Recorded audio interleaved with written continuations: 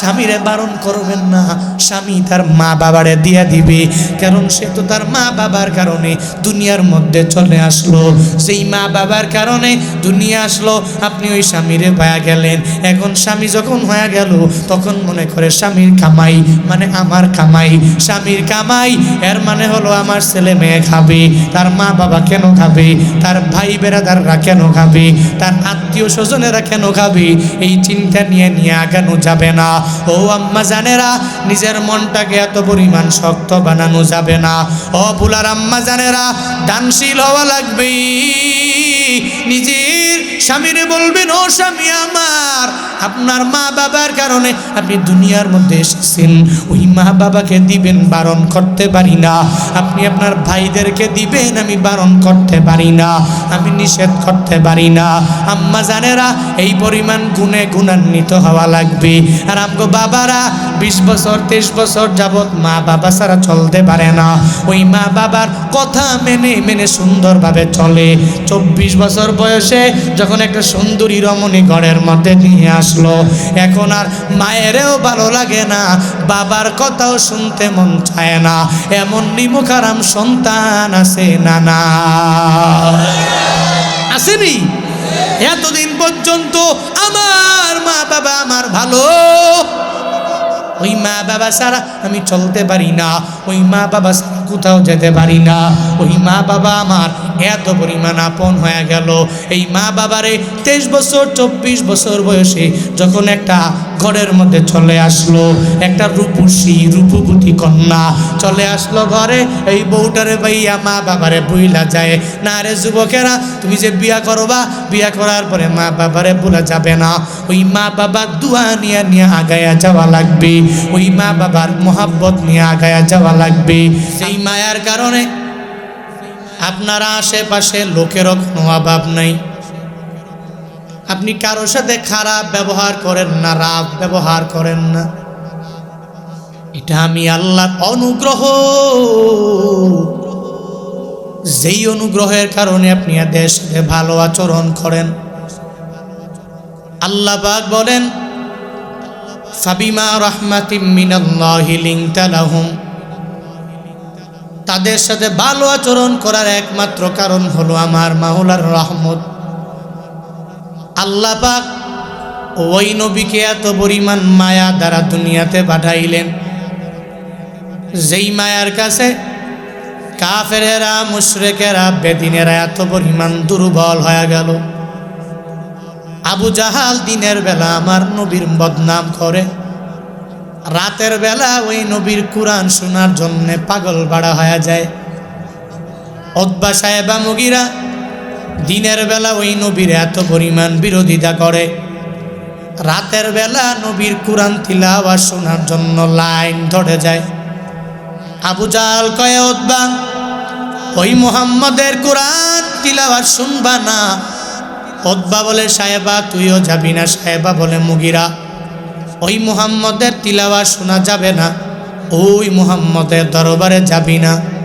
কিন্তু রাতের বেলা এমন হয়ে গেল, আবু জাহালও নবীর তিলাওয়াত শোনার জন্য হাজির হয়ে গেল। উতবা সাহেবা মুগীরা সব লাইন ধরে ধরে নবীর দরবারে চলে গেল। ওই নবীর তিলাওয়াত শোনার জন্য রাতের বেলা সব একসাথে হয়ে গেল। আবু জাহাল ডাক দিয়া কয়, তোরা কেন আসতো? তোদের না নিষেধ করলাম? এরাও বলে, ও আবু জাহাল, তুই কেন আসলা?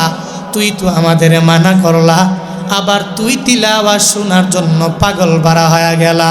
এর মানে হলো ওই নবীর তিলাওয়াত এত সুন্দর, তিলাওয়াতে এত পরিমাণ মজা, ওই তিলাওয়াত শোনার জন্য কাফেররা পর্যন্ত পাগল হয়ে যায়। যেই নবীর ব্যাপারে আবু জাহাল, উতবা সাহেবা মুগীরা সব নবীর দরবারে মানুষ যখন আসার জন্য যখন পাগল পাড়া হয়ে যায়, আর জানায়া দেয়, না না, ওই পাগলের কাছে যাইস না, তাহলে তোরাও পাগল হয়ে যাবা। মানুষের কৌতূহল বেড়ে যায়। ওই মানুষগুলো আমার মদিনাওয়ালা নবীর দরবারে হাজির হয়ে যায়। নবীর আখলাক এত সুন্দর, ওই নবীর চরিত্র এত পরিমাণ সুন্দর, ওই নবীর ব্যবহার এত পরিমাণ সুন্দর হওয়ার কারণে যেই কাফেরেরা অনেক পরিমাণ রাগ নিয়ে নবীর দরবারে চলে গেল, এরাই নবীর হাতে কালিমা পরে পরে মুসলমান হয়ে যায়। ওমরে ফারুক আজম অফার পেয়ে গেল, ওই মুহাম্মদের গর্দান কে এনে দিতে পারবি? ওমরে ফারুক প্রতিদান পাওয়ার জন্য দৌড় দিয়া নবীর দরবারে চলে গেলেন। নবীর গর্দান আনবে দূরের কথা, নবীর হাতে কালিমা পরে আবার জান্নাতের সার্টিফিকেট পর্যন্ত পায়া গেলি। কি কারণে হয়েছে? আল্লাহ পাক আমার মদিনাওয়ালা নবীরে জানায়া দেয়, ফাবিমা রাহমাতিম মিনাল্লাহি লিনতা লাহুম, আমার মাওলার অনুগ্রহের কারণে আপনার দিলের মধ্যে মায়ার কোনো অভাব নাই, আপনার দিলে দয়ার কোনো অভাব নাই, যার কারণে আপনি কাফেরদের সাথেও ভালো আচরণ করেন, অন্যায় করেন না। নবী গো, আপনি ক্রোধান্বিত হন না, রাগান্বিত হন না, যার কারণে ওই নবী হওয়ার আগেও সবাই নবীরে জানে। এই নবীর মতো মিথ্যা সত্যবাদী কেউ হতে পারে না, এই মুহাম্মদ মিথ্যা বলতে পারে না, ও আমানতে খেয়ানত করতে পারে না, ও কোনো মানুষের সাথে অন্যায় আচরণ করতে পারে না, যার কারণে কোনো মুসলমানেরা আমার নবীরে আলামিন বলে নাই। সব কাফেরেরা মিলে মিলে জানায়া দিল, ওই মুহাম্মদের মতো আমানতদার আর কেউ হতে পারে না। ইমামুল আউয়ালিন ওয়াল আখিরিন বহরে সাদকা রহমাতাল লিল আলামিন, শুধু ওজুদাস রহমাতাল লিল আলামিন, মসজিদে ও শুধু হামারো এ জমিন, সৈয়দুল কাউনাইন খাতমুল মুরসালিন, আখিরামত বুদ ফখরুল আউয়ালিন,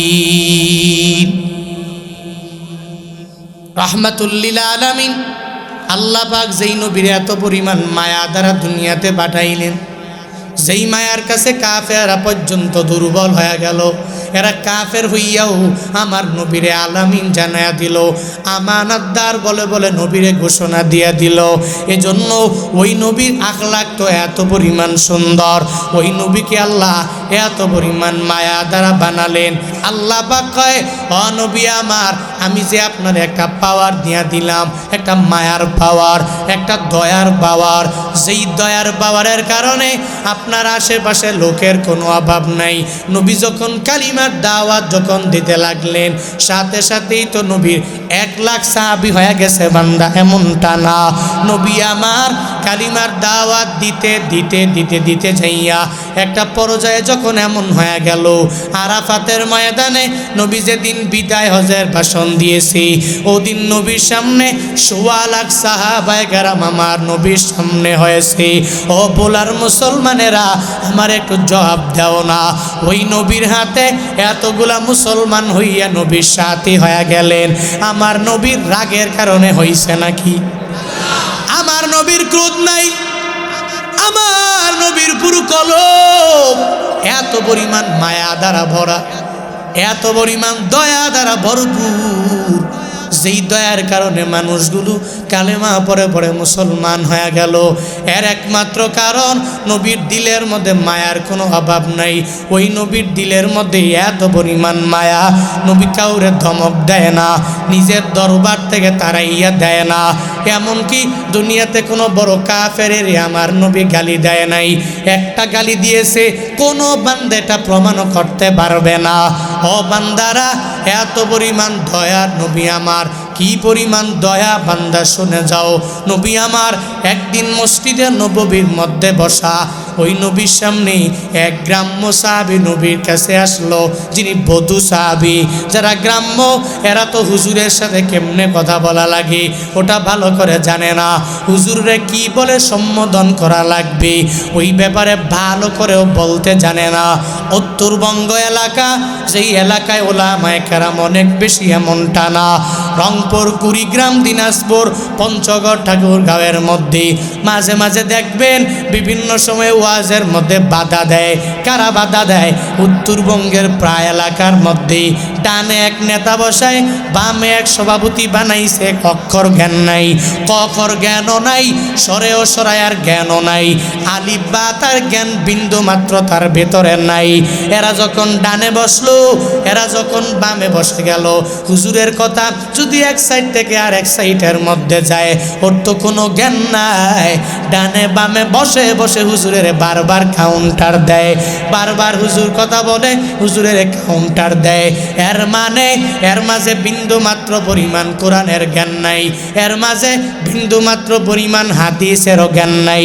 ইসলাম ধর্মের জ্ঞান বিন্দু মাত্র পরিমাণের মাঝে থাকলে তাহলে হুজুরে সে কাউন্টার দিতে পারে না, হুজুরে সে নিজে কোরআন হাদিস শিখাইতে আসতে পারে না। এর কারণ কি জানো? এরা এত পরিমাণ গ্রাম্য, কোরআনের জ্ঞান এদের মাঝে নাই, হাদিসের জ্ঞান বিন্দু মাত্র পরিমাণ এদের মাঝে নাই। এদের আচরণে মাঝে মাঝে উলামায়ে কেরাম রাগান্বিত হয়ে যায়, আবার মাঝে মাঝে উলামায়ে কেরাম এদের বুঝায়, ও ভাই হুজুরের সাথে এমনি কথা বলা যায় না, যিনি হুজুর উনি অনেক দামি, এর সাথে ভালো করে কথা বলা লাগবে, ওনার ভিতরে কোরআন আছে। তুমি সবার সাথে যেমন করে কথা বলো, হুজুরের সাথে অমনিতে কথা বলা যায় না। সবার সাথে যেমনি কথা বলো, একজন আলেমের সাথে এমনি কথা বলা যায় না। একজন আওয়ামের সাথে যেমনি কথা বলা যায়, একজন আলেমের সাথে এমনি কথা বলা যায়নি, যায়নি।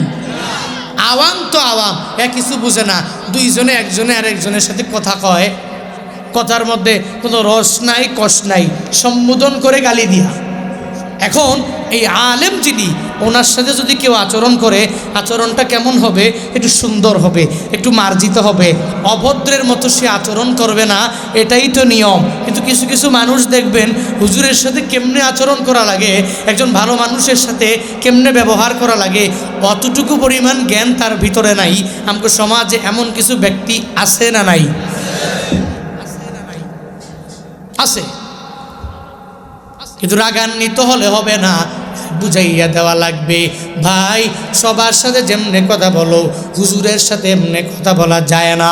সবার সাথে যেমনে বলো, একজন আলেমের সাথে এমনিতে কথা বলা যায় না। এটা সুন্দর করে করে করে করে বুঝাইয়া দেওয়া লাগবে। ও বান্দারা, আমার নবীর সামনে এক বধূ সাহাবী চলে আসলো, যিনি গ্রাম্য সাহাবী, অনেক ব্যাপারে তার বিন্দু মাত্র পরিমাণ কোনো ধারণা নাই, কোরআন হাদিসের জ্ঞান যার ভেতরের মধ্যে নাই। আমার নবীর দরবারে ওই বধূ সাহাবী আইসা নবীরে জানায়া দেয়, ও মুহাম্মদ, তোমার কাছে যে একটা দেও আসে, দেও আর দেও যে তোমারে গীত শোনায়, ওই গীত তুমি আমারে সুন্দর করে করে শুনাইয়া দাও। যেই দেও আসে ওই দেওয়ের গীত আমি শুনবো, শুনবার বড় মন চায়।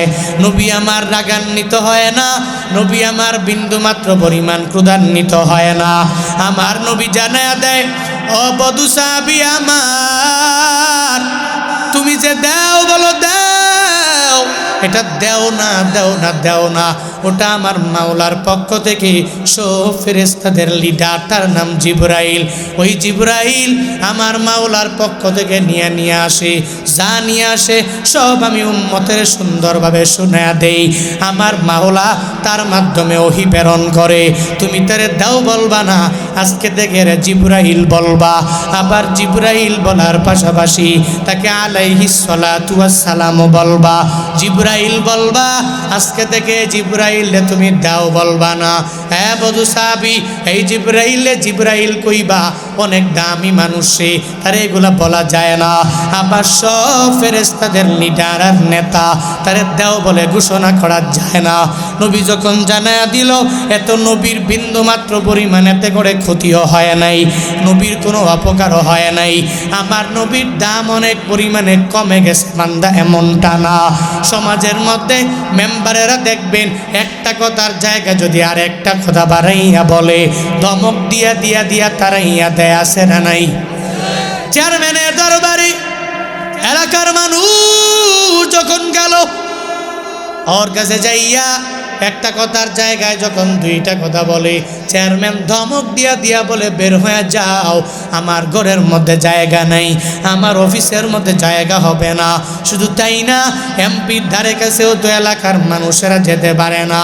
কিন্তু আমার নবী কি পরিমাণ মায়ার, কি পরিমাণ দয়ার আমার নবী, সেই নবীর কাছে গরিব আর ধনীর মধ্যে বিন্দু মাত্র পরিমাণ পার্থক্য নাই। আমার নবীর কাছে ধনী আইসা যদি কথা বলে, নবী যেরকম রেসপন্স দেয়, আবার গরিবের বেলায় নবী একই পরিমাণ রিপ্লে দিয়া দেয়। আমার নবীর সাহাবায়ে কেরামরা যখন নবীর সাথে কথা বলার জন্য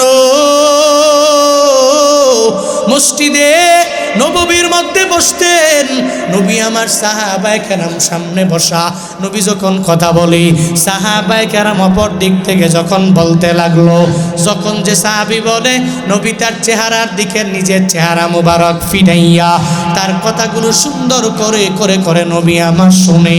এজন্যই তো ওই সাহাবায়ে কেরাম আমার নবীর জন্য এত পরিমাণ পাগল পারা হয়ে গেলেন, ওই নবীর মায়ার গুণের কারণে, ওই নবীর দয়ার গুণের কারণে।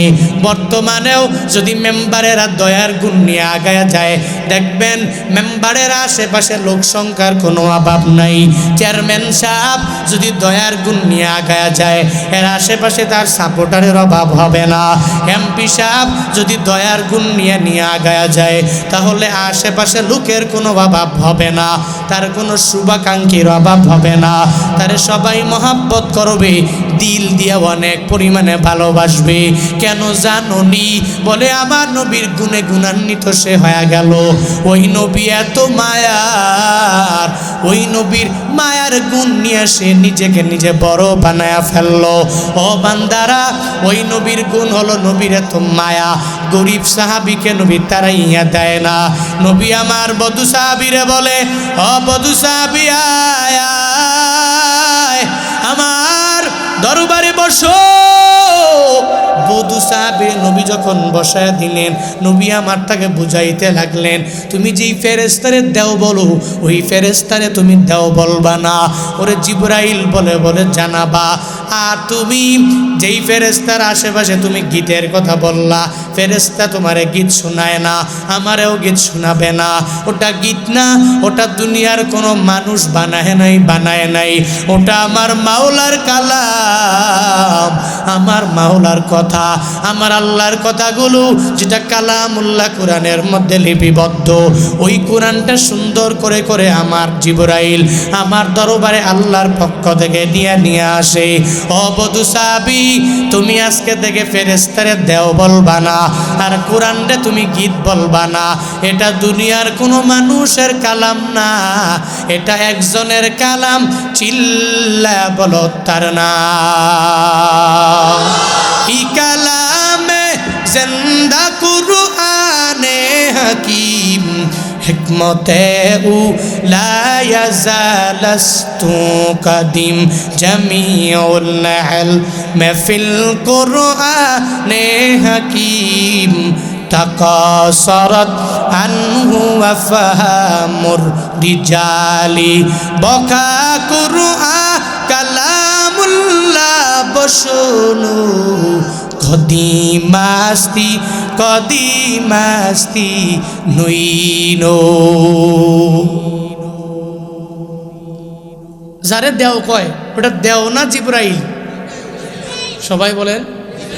নবী বুঝাইয়া দেয়, তুমি যারে দেও কও, এত দেও না, জিবরাইল আল্লাহর পক্ষ থেকে আমার কাছে এটা গীত নিয়ে আসে না, নিয়ে আসে ওই, এটা কোরআন, এটা কিতাব, এটা কালাম। আবার দুনিয়ার সাধারণ কোনো মানুষের না, ওটা কার? আরো জোরে বলে না কার? আল্লাহর পক্ষ থেকে যেটা নিয়ে আসে ওটাকে গীত বলা যায়? হ্যাঁ, ওই মমতাজ যেটা হিল্লা দুল্লা গায় ওইটা গীত হতে পারে, কিন্তু আল্লাহর কালাম এটা গীত না। নবী এর সুন্দর করে বুঝাই দিছে। নবী তো বুঝছে ও গ্রাম্য সাহাবি, আর যারা গ্রাম্য সাহাবি এরা কশিনকালে অনেক কথাই বলতে পারে না, অনেক কথাই বলতে গিয়া এরা আটকাইয়া পড়ে। নবীর জন্য রাগান্বিত হয় না। নবী বধূ সাহাবিরে বুঝাই দিছে, তুমি আজকে থেকে বলবা এটা ফেরেশতা জিবরাইল আলাইহিস সালাম, আর আজকে থেকে তুমি বলবা যে গীতের কথা বলো ওটা গীত না, আজকে থেকে বলবা এটা আমার আল্লাহর কোরআন। সুবহানাল্লাহ পড়বেন না? আমরা ওই কি কইতাম, ভাই কি মানুষকে ভালোভাবে ডাকতেও পারো না, বা কিন্তু ঠিক কিনা ধমক দিয়া দিয়ে তাড়াইয়া দিতাম। এটা আমাদের অভ্যাস, আমাদের ক্রোধ, আমাদের রাগ। এজন্যই তো আমরা মানুষ। আর রহমাতুল লিল আলামিনকে আল্লাহ পাক এত পরিমাণ মায়া দ্বারা বানাইছে, নবীর কাছে যেই আসে এর দইরা নবী বুঝাইয়া দেয়। শুধু তাই না, এক কাফের নবীর গাল মোবারকে থাপ্পড় লাগাইয়া দিল, নবী এরে মারে নাই, কিন্তু নবী এরে কয় তুমি যে আমার গালে মারছো তোমার হাতে ব্যথা পাইছো। সুবহানাল্লাহ জোরে পড়ে না? আরো জোরে পড়ে না সুবহানাল্লাহ? নবী আর প্রতিরোধ করে না, প্রতিশোধ নেয় না। নবী কয় তোমার হাতে তুমি ব্যথা পাইছো।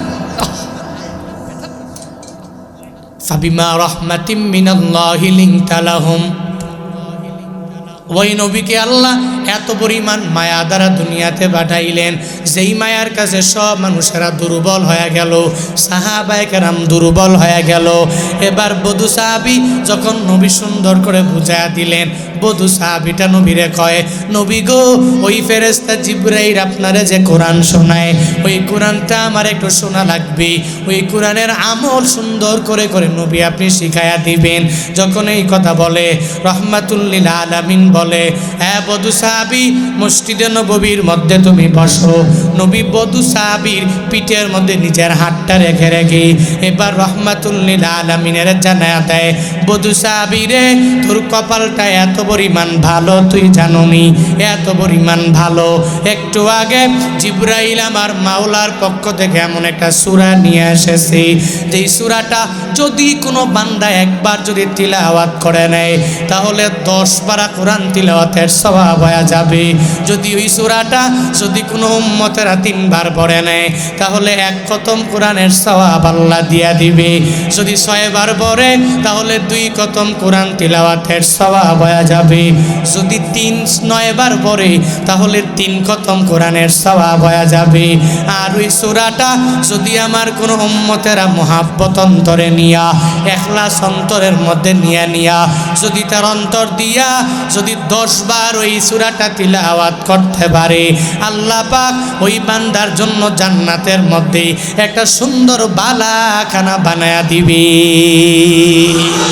হাতিনা ফি দারে দুনিয়া নাসান, আতিনা ফি দারে উকবা না হাসান, ইয়া গিয়াসাল মুস্তাগীসিন হাদিনা লফদি খার বিল উলুমে ওয়াল গিনা, হর গরিদে নেকো তু তৈয়ার হ্যায়, জুনা মাঙ্গে উস তুবে জারো হ্যায়।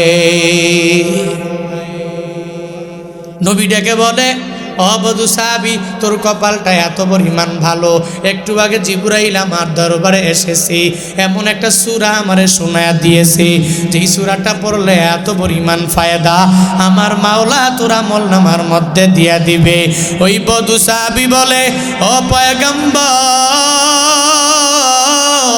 আমারে ওই সূরা তুমি শোনাও, এই সূরাটা শুনে শুনে বাস্তব জীবনে আমার আমল করা লাগবে। নবী গো, এই তিলাওয়াত আমার শোনা লাগবে আর আমি শিখেও নেওয়া লাগবে, এর উপরে বাড়ি যাইয়া কন্টিনিউ এই আমলটা আমার করা লাগবে। নবী আমার কয়, আমার কাছে সূরা ইখলাস নিয়ে জিবরাইল হাজির হয়েছে, ওই সূরা ইখলাসটা আমি তোমারে পড়ে পড়ে শোনাবো আর তুমি সুন্দর করে মুখস্থ করে করে বাড়ি যাবা। কুল হুয়াল্লাহু আহাদ আল্লাহুস সামাদ লাম ইয়ালিদ ওয়া লাম ইউলাদ ওয়া লাম ইয়াকুল লাহু কুফুয়ান আহাদ। আমার মাওলার পরিচয় এই সূরার মধ্যে আমার আল্লাহ দিয়ে দিলেন। আল্লাহ পাক কয় নবী গো উম্মতের আপনি জানায়া দিবেন আমার মাওলা এক, ওই আল্লাহ ছাড়া দুনিয়াতে কোনো ইলাহ নাই, দুনিয়াতে কোনো মাবুদ নাই, দুনিয়াতে ইবাদত পাওয়ার যোগ্য কেউ নাই। আল্লাহ কয়জন? আরো জোরে আল্লাহ পাক বলেন ও পয়গম্বর আপনি বলেন আমার মাওলা এক, আল্লাহর সাথে শরীক নাই। ওই আল্লাহ কাউরে জন্ম দেন নাই, কারো থেকে জন্ম নেন নাই। আল্লাহ পাকের তারিফ সম্বলিত এই সূরাটা যদি কোনো বান্দা পড়ে নেয় তাহলে একবার পড়লে 10 পারা তিলাওয়াতের সওয়াব হবে। কেউ যদি 3 বার পড়ে 1 খতম কোরআন তিলাওয়াতের সওয়াব হয়ে যাবে। কেউ যদি 6 বার পড়ে 2 বার খতম, কেউ যদি 9 বার পড়ে তাহলে 3 বার খতম, কেউ যদি 10 বার এই তিলাওয়াতটা করে নিতে পারে আল্লাহ পাক জান্নাতের মধ্যে তার জন্য একটা বালাখানা বানায়া দিবে। ও ভোলার মুসলমানেরা এই আমলটা বাড়িতে যায় কন্টিনিউ করা লাগবে, বারবার উঠতে বসতে সুযোগ পাইলে আমলটা করা লাগবে। কারণ আমার মাওলার সুন্দর তারিফের ব্যাপারে এই সূরার মধ্যে বলে দেওয়া হলো আমার মাওলা এক, ওই আল্লাহর ব্যাপারে সুন্দর করে এই আয়াতের মধ্যে জানাইয়া দেওয়া হলো। বধূ সাহাবী এত বড় প্রতিদানের কথা শুনে নিজের ধরে রাখতে পারে না, আমার নবীরে জানায়া দেয় ও পয়গম্বর আমার তুমি আমার এই সূরা শোনাও, আমায় সূরা ইখলাস মুখস্থ করায়া দাও। একবার নবী তার সামনে পড়লেন মুখস্থ হয় না, আবার যখন নবী 2 বার পড়লেন এরপরেও মুখস্থ হয় না, 3 বারের সময় যখন নবী তার সামনে আবার সূরা ইখলাস পড়লেন এবার বধূ সাহাবীর মুখস্থ হয়ে গেল। এবার তিনি নিজেও সঙ্গে সঙ্গে পড়তে লাগলেন কুল হুয়াল্লাহু আহাদ আল্লাহুস সামাদ লাম ইয়ালিদ ওয়া লাম ইউলাদ ওয়া লাম ইয়াকুল লাহু কুফুয়ান আহাদ। সুন্দর করে করে এই সূরাটা এবার বধূ সাহাবী পড়তে লাগলেন। আর আমার মাওলার প্রতিদান এত বড়, ওই প্রতিদানের কথা চিন্তা করে করে আর নিজের ধরে রাখতে পারে না। বধূ সাহাবীটা নিজেই বসা থেকে লাফ দিয়া দাঁড়াইয়া যায়, লাফ দিয়া দাঁড়াইয়া আমার মাওলা যে এত বড়, এবার ইমানটা এত পরিমাণ বেড়ে গেল। বধূ সাহাবী আমার নবীর সামনে দাঁড়াইয়া আমার মাওলার এত বড় বড় ইলাহ বলে ঘোষণা দেয়, চিল্লায়া চিল্লায়া বলে নি'মাল ইলাহু ইলাহুনা, নি'মাল ইলাহু ইলাহুনা। ওই বধূ সাহাবী মসজিদে নববীতে দাঁড়াইয়া আমার মাওলারে বলে হে মালিক তুমি এত বড়, তোমার মতো বড় কেউ নাই, নি'মাল ইলাহু ইলাহুনা। আমার মাওলারে বড় বলে জানিয়ে দেয় আল্লাহ গো তোমার মতো বড় কেউ হতে পারে না, আল্লাহ তুমি অনেক বড়, তুমি এত বড় এজন্যই তো আমি পড়ি কম, তুমি আমারে প্রতিদান দাও বেশি। আমি একটা সূরা পড়ি, ওই সূরাটা পড়ার পরে তুমি এত বড় প্রতিদান দাও। আমি একবার পড়লে 10 বার তিলাওয়াতের সওয়াব দাও, 3 বার যদি পড়ি তাহলে তুমি আমারে এত প্রতিদান দিয়া দাও, 3 বার পড়ার বদৌলতে তুমি আমারে 1 খতম কোরআনের সওয়াব দিয়া দাও, 6 বার পড়ার বদৌলতে ও আল্লাহ তুমি আমারে 2 খতমের সওয়াব দাও, 9 বার পড়ার বদৌলতে তুমি আমারে 3 খতমের সওয়াব দাও। নি'মাল ইলাহু ইলাহুনা। আমার আল্লাহরে বড় বলে বলে ঘোষণা দেয়। মাঝে মাঝে দেখবেন কোরআন হাদিসের বয়ান যখন হয়ে যায় তখন মানুষগুলো কি পরিমাণ জোরে জোরে তাকবীর দিয়া দেয়। এই তাকবীর দিতে যাইয়া এর গলা নষ্ট হয়ে গেল কিনা চিন্তা করে না, রক সিরক ছিঁড়ে গেল কিনা ওই চিন্তা বান্দার মাঝে থাকে না, পুলিশ এসে ধইরা নিয়ে গেল কিনা ওই পরিমাণ চিন্তা এদের মাঝে থাকে না। কারণ এরা মনে করে আমি আমার মাওলার বড় আশিক, আমার মাওলার পাগল, যদি আমি চলার পথে হয়ে যেতে পারি, আমার আর কিছু লাগবে না। তখন দুনিয়ার কোনো চিন্তা বান্দা করে না। এত পরিমাণ ইমানটা বান্দার বেড়ে যায়, তখন সে লাভ দিয়া দাঁড়াইয়া যায়। আল্লামা মামুনুল হক যখন এই জমিনের মধ্যে বয়ান করত, তখন যুবকেরা কি পরিমাণ পাগল ভরা হয়ে যায়। দেখবেন মাছ থেকে লাভ দিয়া দাঁড়াইয়া লিল্লাহে তাকবীর আল্লাহু আকবারের স্লোগান দিয়া দেয়। সুন্দর করে দিন ইসলাম জিন্দাবাদ, ইসলামের শত্রুরা হুঁশিয়ার সাবধান, এটা বলে বলে এত পরিমাণ জোরে জোরে চিৎকার দিয়া দেয়। মনে হয় মাইকের মাধ্যমে কোনো যুবক বলে, আসলে এমনটা না। সে এত পরিমাণ চিৎকার দিল, আমার মাওলারে এত পরিমাণ বড় বলে। তখন কোথায় চলে গেল আমার রগ, কোথায় চলে গেল আমার বডি, কোথায় চলে গেল আমার চিৎকারের আওয়াজ? এই চিন্তা থাকে না। ওই সময় ইমানটা অন্তরের মধ্যে একজনের পরিপূর্ণভাবে বৃদ্ধি পেয়ে যায়। চিল্লায়া বলো তার না। আমার মাওলার প্রেমে পাগল হইয়া কত মানুষ লাভ দিয়া দিয়া এত পরিমাণ বেহুশ হয়ে যায়, যায়নি? পরে যদি কও তুই লাফাও কেন, তখন বলবে আমি লাফাই কেন, আমি তো টের পাই না আসলে কোন সময়ে লাফাইলাম, এই ব্যাপারে আমি নিজেও জানি না। এত পরিমাণ পাগল বাড়া বান্দা হয়ে যায়।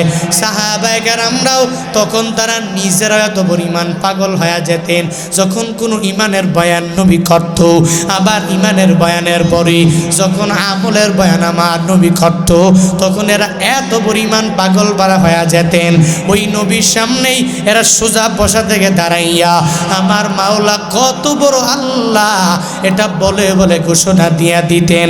আল্লাহর ওই বান্দা আমার মাওলারে বড় বড় ইলাহ বলে জানায়া দিল, ইমাল ইলাহু ইলাহুনা, নিমাল ইলাহু ইলাহুনা। বড় কে?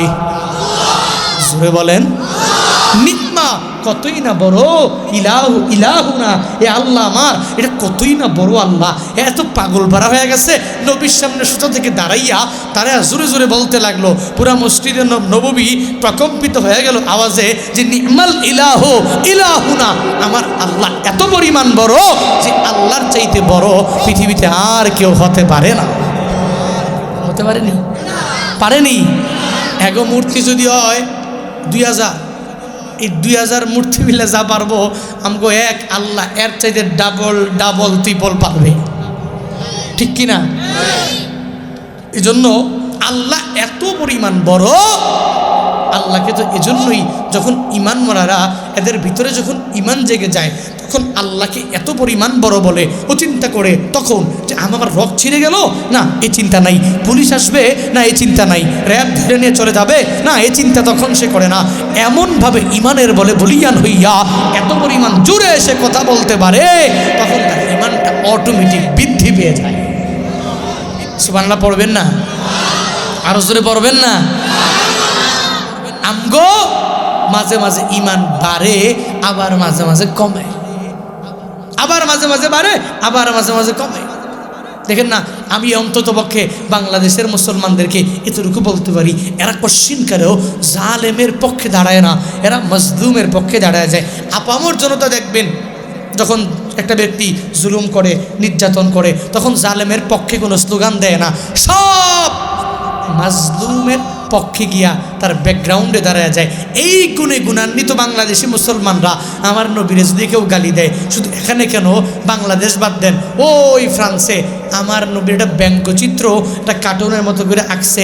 বাংলাদেশের মুসলমানরা কি পরিমাণ ক্রোধান্বিত হয়েছে, এমনকি নবীর প্রেমে পাগল ভরা হইয়া এই ভোলারই তো কিছু সন্তান নিজের জীবনটাও বিলীন করে দিছে। কেন জানেননি? তখন এদের ভিতরে এমন কিছু থাকে যে নবীর জন্য জীবন দিতে পারি, নবীর জন্য প্রাণ দিয়া দিতে পারি, নবীকে নিয়ে কেউ কটূক্তি করবে, অন্তত পক্ষে নবীর উম্মত হয়ে এটা সহ্য করতে পারি না। কোথায় গেল কি?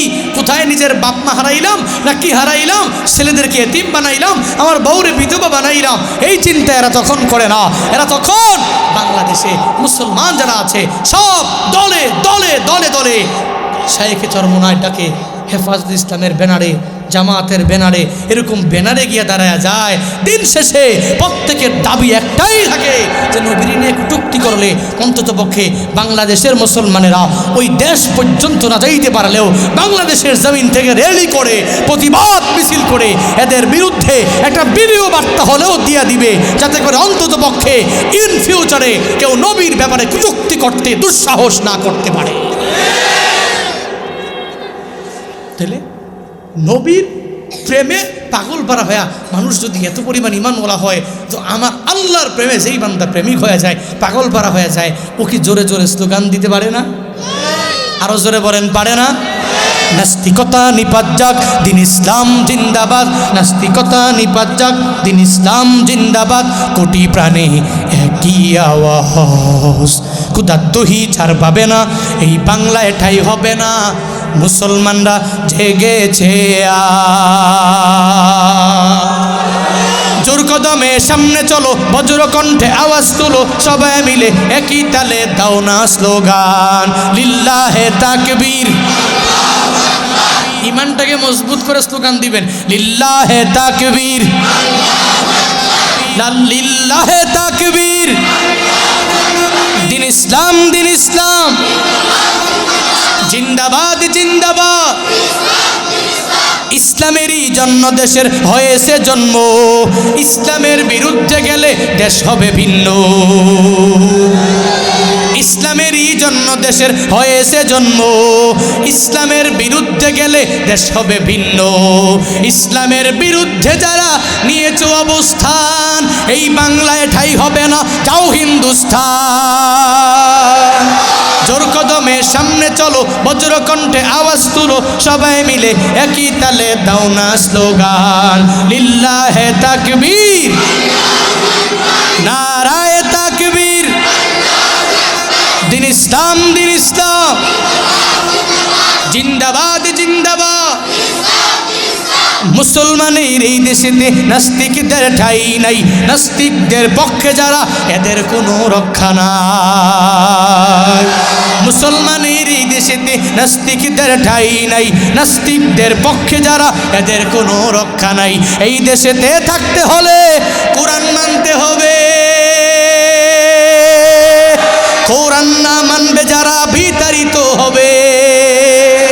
জোর কদমে সামনে চলো, বজ্র কণ্ঠে আওয়াজ তুলো, সবাই মিলে একই তালে দাও না স্লোগান, লিল্লাহে তাকবীর, নারায়ে তাকবীর। দিন ইসলাম, দিন ইসলাম জিন্দাবাদ, জিন্দাবাদ। আল কোরআনের আলো, আল হাদিসের আলো, লিল্লাহে তাকবীর। কি গুনাহ হইছে? শুনেন, তাকবীরের স্লোগান দিলে মুমিনের অন্তরে ঈমানটা অনেক পরিমাণ বৃদ্ধি পায়। এ যখন স্লোগান দেয় তখন অটো তার ঈমান বাড়ে, চিন্তা করে না কোনো কিছু। এটাই দুনিয়ার নিজাম। আল্লাহকে যখন বড় বলবে তখন ওই বান্দার দিলটাকেও আল্লাহ বড় বানায় দিবে। এই জন্য এদের কোনো ভয় থাকে না, এদের কোনো চিন্তা থাকে না। জিন্দানখানায় 4-5 বছর বন্দী হওয়া থাকা লাগবে, এই চিন্তা এরা করে না। কারণ এরা একজন কি বন্ধু বানাইছে, তিনি কে? আরো জোরে বলে না, তিনি কে? ও জানে আর দুনিয়া সিজনুল লিল মুমিন ওয়া জান্নাত লিল কাফির।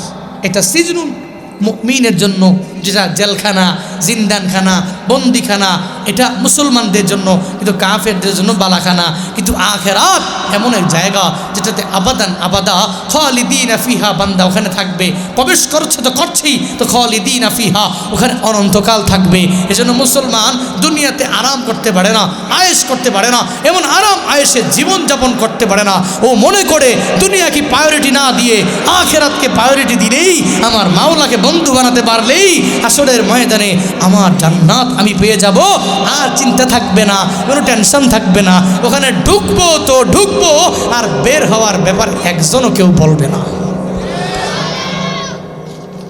এই জন্য মুমিনের ঈমান বৃদ্ধি পায়। বধু সাহাবী বৈশা রইস, বসা থেকে লাভ দিয়ে দাঁড়ায় গেছে। দাঁড়াইয়া বলতে লাগলো, নিমাল ইলাহু ইলাহুনা, আমার মাওলার চাইতে বড় ইলাহ আর হতে পারে না। আমার মাওলারে এত পরিমাণ বড় ইলাহ বলে বলে জানায়া দেয়। ওদিকে তার নিমাল ইলাহু ইলাহুনা এই বড় বড় স্লোগান শোনার পরে, ঈমান বৃদ্ধির এত বড় স্লোগান শোনার পরে আব্দুর রহমান ইবনে আউফ সাহাবায়ে কেরামদের মধ্যে একজন ধনী সাহাবী, অনেক পরিমাণে ধনী, ওই আব্দুর রহমান ইবনে আউফ উনি বলল, ও রহমাতুল লিল আলামিন পয়গম্বর আমার, যদি অনুমতি দেন, পারমিশন দিয়া দিলে এই বধূ সাহাবীর আমি কিছু গিফট দিয়া দিব, কিছু হাদিয়া আমার দেওয়া লাগবে। ও বান্দারা, সাহাবায়ে কেরাম এত গরিব ছিলেন না, আল্লাহ পাক এদের বড় ধনী বানায়া দিয়েছে। খায়বারের যুদ্ধের আগে যদিও সাহাবায়ে কেরামের অবস্থা এত পরিমাণ ভালো ছিল না, খায়বার যুদ্ধের পরে এক একটা সাহাবী এত পরিমাণ ধনী হয়ে গেলেন, আল্লাহ পাক এত পরিমাণ ধনী এদের বানালেন। বলে আব্দুর রহমান ইবনে আউফ যখন যেদিন দুনিয়া থেকে বিদায় নিয়ে চলে যাবে, ওই চলে যাওয়ার আগে ওনার টাকা ছিল বাংলাদেশি টাকার 770 কোটি টাকা। এখন যদি বলে আব্দুর রহমান ইবনে আউফ এত বড় ধনী, উনি বড্ড খুশি হয়ে গেলেন। উনি রহমাতুল লিল আলামিনের কাছে পারমিশন চাইলেন। নবীকে বলে, পয়গম্বর আপনি যদি অনুমতি দেন, এই বধূ সাহাবীর একটা হাদিয়া আমি দিয়া দিব। মাঝে মাঝে দেখবেন কিছু কিছু বাচ্চারা যখন দেখবেন সুন্দর করে গজল বলে, ছোট্ট মানুষ মাইকটা হাতের মধ্যে নিয়ে ভালো বলে, তখন মানুষের বাহবা দেয়, মানুষের কি পরিমাণ স্নেহ করে, এত পরিমাণ মায়া করে, তাকে সুন্দর করে একটা চুমু লাগায়া দেয়। কেন? কারণ তোমার বয়স বড় ছোট, এত ছোট মানুষ হওয়ার পরেও এত সুন্দর করে তুমি গজল বললা, এত ছোট মানুষ হওয়ার পরেও কি সুন্দর করে করে তুমি কোরআন তিলাওয়াত করলা। মানুষ খুশি হইয়া অনেকে তার হাতে হাদিয়াও দিয়া দেয়, তার পকেটে হাদিয়া ঢুকাইয়া দেয়। আমি জুনায়েদ আল হাবিব, আমার জিন্দেগিতে এত পরিমাণ হাদিয়া আমি পেয়েছি। ছোটবেলায় বাবা যখন বিভিন্ন জায়গায় বয়ান করতে যেত, আমাকে সঙ্গে করে লইয়া বাবা আমারে নিয়ে যেত। আমি বাবার পাশে দাঁড়াইয়া সবার সামনে বাবা বলতো, আমার ছেলে একটা গজল বলবি। মাইক হাতের মধ্যে নিয়ে ওই গজলগুলো যখন এক এক করে বলতাম, একটা পর্যায়ে এমটি পকেট নিয়ে মাহফিলে যাইতাম। ফিরার সময় বাসায় গিয়ে যায় দেখি ওই পকেটের মধ্যে 2000 3000 টাকা ঢুকে গেল। মানুষ 200 300 500 করে করে হাদিয়া দিয়া দিল। আমিও ভেবি অনেক পরিমাণে খুশি হয়ে গেলাম। কেন একটা মানুষ যখন একটা মানুষের কার্যক্রম দেখে অনেক পরিমাণে খুশি হয়ে যায়, তখন তাকে হাদিয়া দিয়া দেয়, কয়ে ধরো এই হাদিয়া নিয়ে তুমি চলে যাও, তোমাকে ইন্সপায়ার করে দিলাম, উৎসাহ দিয়ে দিলাম। কিছু হাদিয়া তার পকেটের মধ্যে দিয়া দেয়। আব্দুর রহমান ইবনে আউফ বলে, ও পয়গম্বর আমার, যদি আপনি অনুমতি দেন, এই বধূ সাহাবীকে আমি কিছু হাদিয়া দিয়া দিব, তাকে আমি ইন্সপায়ার করব। নবী কয়, তোমারে যাও পারমিশন দিয়া দিলাম, অসুবিধা নাই, তোমাকে অনুমতি দেওয়া হলো। আব্দুর রহমান ইবনে আউফ বাড়ির দিকে যখন রওনা হয়ে গেলেন, পথিমধ্যে যাওয়ার পরে একটু মনে মনে চিন্তা ভাবনা করে, আমি আমার ঘরের মধ্যে একটা গর্ভবতী ওট আছে, ওই ওটটা নিয়ে তাকে সুন্দর করে হাদিয়া দিয়া দিব, গিফট দিয়া দিব। এই চিন্তা নিয়ে বাড়ির দিকে রওনা হয়ে যায়। বাড়ি যাওয়ার পরে আব্দুর রহমান ইবনে আউফ তার বউরে কয়, বউ, তুমি যে একটা গর্ভবতী ওট পালন করলা, ওই ওটটা আমায় দাও, আমি নিয়া বধূ সাহাবীর হাতের মধ্যে দিয়া দিব। বউ সঙ্গে সঙ্গে কয়, তুমি তো সাধারণ কোনো মানুষের দিবা না, ওই নবীর সামনে একজন বধূ সাহাবীর হাতের মধ্যে দিয়া দিবা, আমি তোমারে বারণ করতে পারি না। ও স্বামী, ধরো এই গর্ভবতী ওটটা নিয়া ওই বধূ সাহাবীর হাতে দিয়া দাও। কি বুঝলেন সাহাবায়ে কেরাম কত পরিমাণ দিলওয়ালা। একটা উট গর্ভবতী হয়ে গেল, এই উটটা দেওয়ার জন্য তিনি দৌড়াইয়া চলে গেলেন, তার স্ত্রীর কাছে গিয়া বললেন, ও স্ত্রী আমার, তুমি গর্ভবতী ওটটা আমারে দিয়া দাও। এই ওটটা নিয়া আমি তাকে বধূ সাহাবীরে দান করে দিব। কিন্তু আমগো বউরা হইলে কি পরিমাণ ধমক দিয়া তারাইয়া দিত। সাহস কত বড়! আমি একটা গরু পালছি, আমি একটা মহিষ পালছি। এই মহিষটা কি সুন্দর করে আস্তে আস্তে বড় হয়ে গেল। এই মহিষের গর্ভের মধ্যে একটা বাচ্চাও চলে আসলো। কয়েকদিন পরে আমি একটা মহিষ দিয়া দুইটা মহিষ পাবো। কয়েকদিন পরে আমি একটা গরু দিয়া দুইটা গরু আমি পাইয়া যাব। সাহস কত বড়! আমি তোমাকে দান করার জন্য দিব না। এমন কিছু স্ত্রী আমাদের ঘরের মধ্যে আছে যারা দান করুক স্বামী এটা চায় না, স্বামীরে দান করা থেকে দূরে রাখে, আছে না না? কয় তুমি তোমার মা বাবারে দিবা না, তো দিমুকারে আমার মা বাবারে দাও, তোমার ভাইদেরকে দেওয়া লাগবে না, আমার ভাইদেরকে দাও। হ্যাঁ, তোমার আব্বা আম্মা দো না, আরে আমার আব্বা আম্মা দেও না। সুন্দর কইরা শুয়া বাপ মার বিরুদ্ধে কত কথা পিন মাইরা কেমনে এই সন্তানরে মা বাবার কাছ থেকে আলাদা করা যায়, এই চিন্তা নিয়ে কিছু স্ত্রী থাকে খালি শ্বশুরের সাথে শাশুড়ির সাথে ঝগড়া, বিন্দু মাত্র পরিমাণ মায়া নিয়ে কথা বলে না। এমন দাজ্জাল মহিলা আমাদের পরিবারগুলোতে আছে না নাই? ও আম্মা জানেরা, ও ভুলার আম্মা জানেরা, স্বামীরে বারণ করবেন না। স্বামী তার মা বাবারে দিয়া দিবে, কারণ সে তো তার মা বাবার কারণে দুনিয়ার মধ্যে চলে আসলো। সেই মা বাবার কারণে দুনিয়া আসলো, আপনি ওই স্বামীরে পায়া গেলেন। এখন স্বামী যখন হয়ে গেল তখন মনে করে স্বামীর কামাই মানে আমার কামাই, স্বামীর কামাই এর মানে হলো আমার ছেলে মেয়ে খাবে, তার মা বাবা কেন খাবে, তার ভাই বেরাদাররা কেন খাবে, তার আত্মীয় স্বজনেরা কেন খাবে। এই চিন্তা নিয়ে আগানো যাবে না। ও আম্মা জানেরা, নিজের মনটাকে এত পরিমাণ শক্ত বানানো যাবে না। ও ভুলার আম্মা জানেরা, দানশীল হওয়া লাগবে। নিজের স্বামীরে বলবেন, ও স্বামী আমার, আপনার মা বাবার কারণে আপনি দুনিয়ার মধ্যে এসেছেন, ওই মা বাবাকে দিবেন, বারণ করতে পারি না। আপনি আপনার ভাইদেরকে দিবেন, আমি বারণ করতে পারি না, আমি নিষেধ করতে পারি না। আম্মা জানেরা, এই পরিমাণ গুণে গুণান্বিত হওয়া লাগবে।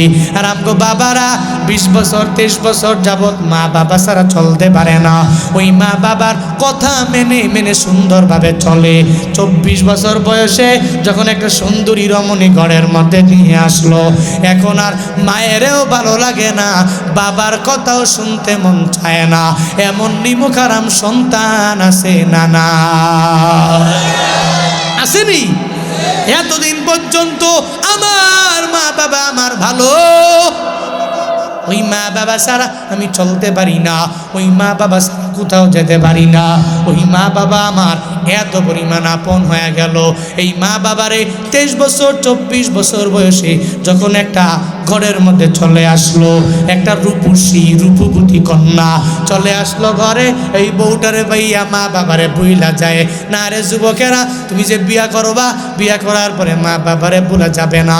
ওই মা বাবার দোয়া নিয়ে আগায়া যাওয়া লাগবে, ওই মা বাবার মোহাব্বত নিয়ে আগায়া যাওয়া লাগবে। আল্লাহর বান্দারা, আব্দুর রহমান ইবনে আউফের স্ত্রী জানায়া দেয়, স্বামী গো, জান নিয়ে তারে দিয়া দেন। ওই গর্ভবতী ওটটা আমি দেওয়ার জন্য বিন্দু মাত্র পরিমাণ বারণ করতে পারি না, আমি নিষেধ করতে পারি না। যখন দিয়া দিলেন, আব্দুর রহমান ইবনে আউফ গর্ভবতী ওটটা লইয়া আমার নবীর দরবারে হাজির। আয়েশা বলে, পয়গম্বর, ওই বধূ সাহাবীকে আমি আমার ওটটা দিয়া দিলাম, তাকে গিফট দিয়া দিলাম, সে আসতে খালি এই ওটটা নিয়ে সে বাড়ির দিকে রওনা হয়ে যাবে। আব্দুর রহমান ইবনে আউফের দান আমার মাওলার দরবারে এত পরিমাণ কবুল হয়ে যায়, আমার আল্লাহ জিব্রাইলের মাধ্যমে বলে জিবরাইল যাও যাও আমার নবীর দরবারে চলে যাও, নিয়ে দাও। আব্দুর রহমান ইবনে আউফের এই দানটা আমি মাওলার দরবারে এত গ্রহণযোগ্য হয়ে গেল, এত পরিমাণ দামি হয়ে গেল। তাকে গিয়া জানাও একটা গর্ভবতী উট ওই বধূ সাহাবীর হাতের মধ্যে দেওয়ার কারণে আল্লাহ পাক এত পরিমাণ তার প্রতি রাজি হয়ে গেল, এত পরিমাণ সন্তুষ্ট তার প্রতি হয়ে গেল। আল্লাহ মায়া করে, আল্লাহ দয়া করে ৭৯,০০০ উট আমার মাওলার দরবারে দান করলে যেই সওয়াব হবে ওই সওয়াব আব্দুর রহমান ইবনে আউফের আমল নামায় দিয়া দিছি।